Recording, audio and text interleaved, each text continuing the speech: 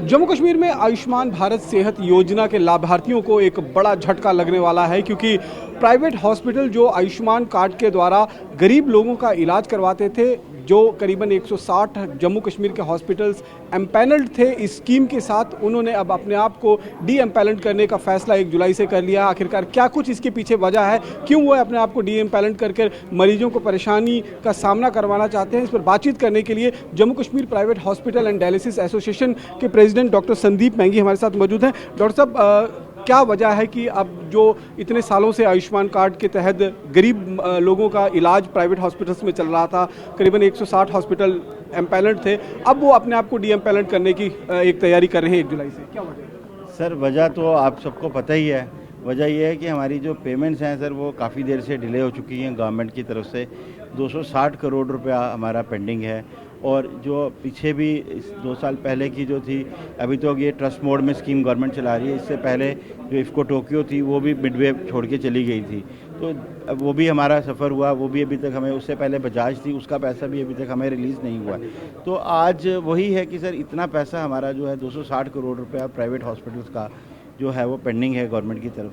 तो हमने गवर्नमेंट को बहुत बड़ी रिक्वेस्ट करी है रेदर, हमने तो कभी किसी गवर्नमेंट को कभी बोला नहीं कोई, हमने रिक्वेस्ट ही करी है कि जैसे आपने स्टेट इंफ्रास्ट्रक्चर को, हेल्थ इंफ्रास्ट्रक्चर को इम्प्रूव किया है, सब डिस्ट्रिक्ट हॉस्पिटल्स तक आपने इम्प्रूव कर दिए हैं, तो हम भी आप ही के इसी यूटी के शहरदारी हैं, यही हम भी आप ही का लोड उठा रहे हैं।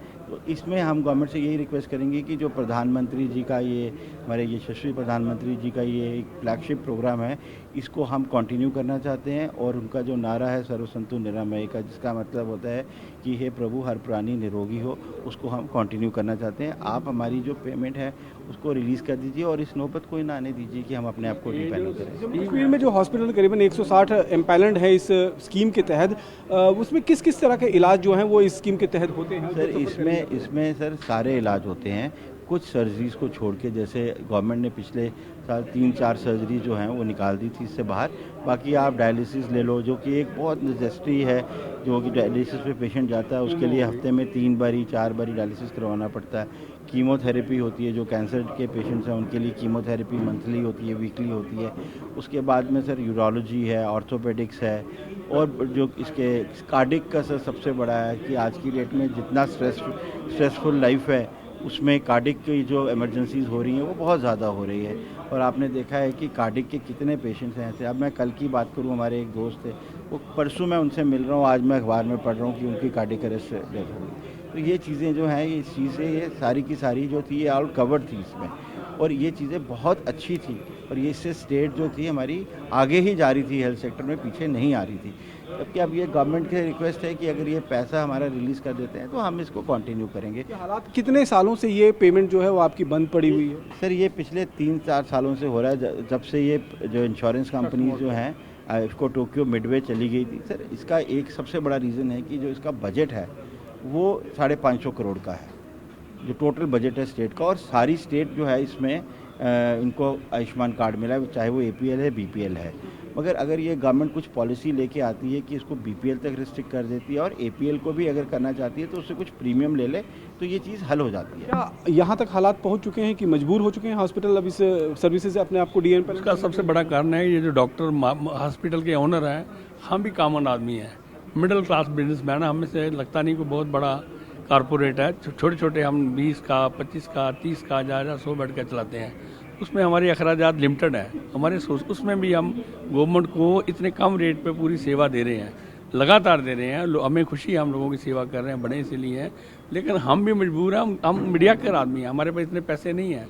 जैसे फिर मेरा ही हॉस्पिटल 80 मेरे पास 30 लाख की, तो 40 लाख की तो मैंने दवाई ऊपर जो मैंने खरीदी है वो मेरे ऊपर चढ़ गया। मेरे एम्प्लॉइज़ हैं 100 के करीबन की तनख्वाह निकालनी है, तो हमारे जैसे जो मिडिल क्लास या मीडियाकर बिजनेसमैन हैं जो हॉस्पिटल चलाते हैं, मैं खुद डॉक्टर हूँ, मेरे बच्चे डॉक्टर हैं, हमारे मुश्किल हो रहा है। कब से ये पूरा चीज़ जो है वो डी एम्पैनलाइज करने की तैयारी जो है वो एसोसिएशन की तरफ से की गई है, और इसका कितना असर जो है वो आम जनता पर पड़ने वाला है?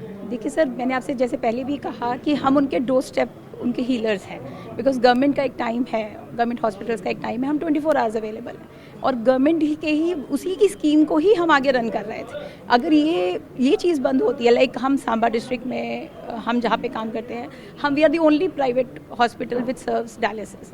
अगर मैं आज मजबूर हूँ डायलिसिस सेंटर को बंद करने में, तो आपके हिसाब से सांबा डिस्ट्रिक्ट को क्या असर पड़ेगा?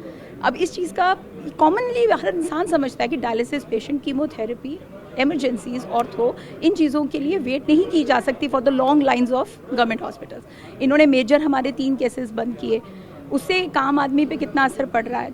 1-1, 1.5 साल की उनकी वेटिंग चल रही है गवर्नमेंट हॉस्पिटल में। चलो उनकी अपनी मजबूरी होगी, उनकी स्कीम होगी, स्कीम ठीक चल रही थी सर। ऐसे हमने प्लान किया कि फ्रॉम 1 जुलाई, लेकिन मुझे नहीं लगता कि वहाँ तक भी हम सस्टेन कर पाएंगे। अगर हमने एक डायलिसिस सेंटर भी चलाना है सर, उसके जितने कंज्यूमेबल्स हैं, उन कंज्यूमेबल्स का रेट एक आम हॉस्पिटल, जैसे सर ने बोला कि हम एक मिडिल क्लास लोग हैं, हम लोग 30 लाख, 40 लाख, 50 लाख, उसके आगे कहाँ तक रन करेंगे सर?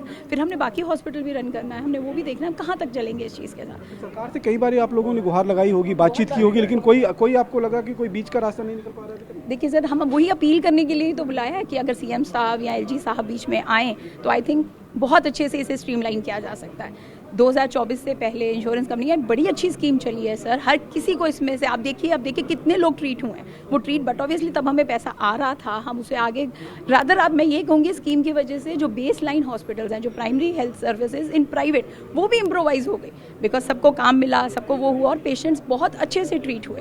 लेकिन आज इस स्कीम को क्या हो गया है, इसको तो यहाँ तो सीएम साहब देख सकते हैं, एलजी साहब। मैंने साहब, जिस तरीके से ये सर्विसेज अगर बंद हो जाती हैं तो निश्चित रूप में जो आम जनमानस है, जो आम मरीज है, जो गरीब तबके का लोग है, उसको बहुत ज़्यादा असर पड़ेगा। कौन जिम्मेवार है? सर, जिम्मेवारी तो अब मैं किसी पे डाल नहीं सकता हूँ, मगर जिम्मेवार तो अभी इसमें गवर्नमेंट अगर हमारी मदद कर दे, हमारे पैसे रिलीज़ कर दे, तो इस नौबत पे ही नहीं आएगी बात। और जो बहुत ज़्यादा मजबूर होगा, जिसके पास कुछ होगा ही नहीं, जैसे कहीं डायलिसिस के पेशेंट हैं जो बहुत ज़्यादा गरीब है, हम अपनी तरफ से ये कोशिश करेंगे कि हम उनकी सर्विसेज बंद करें। आप अभी भी क्या कह रहे हैं कि अगर गवर्नमेंट इंटरवीन करती है और आपका पैसा रिलीज होता है तो आप इस सर्विसेज को कंटिन्यू? सर, हम तो इसके साथ काम करना चाहते हैं। जैसे मैंने आपको पहले भी कहा है कि हमारे आदरणीय प्रधानमंत्री जी, हमारे आदरणीय एलजी साहब, हमारे चीफ मिनिस्टर साहब, जिन्होंने हेल्थ सेक्टर को JNK में इम्प्रूव करने में कोई कसर नहीं छोड़ी है, जो सब डिस्ट्रिक्ट हॉस्पिटल तक उन्होंने इम्प्रूव किया है।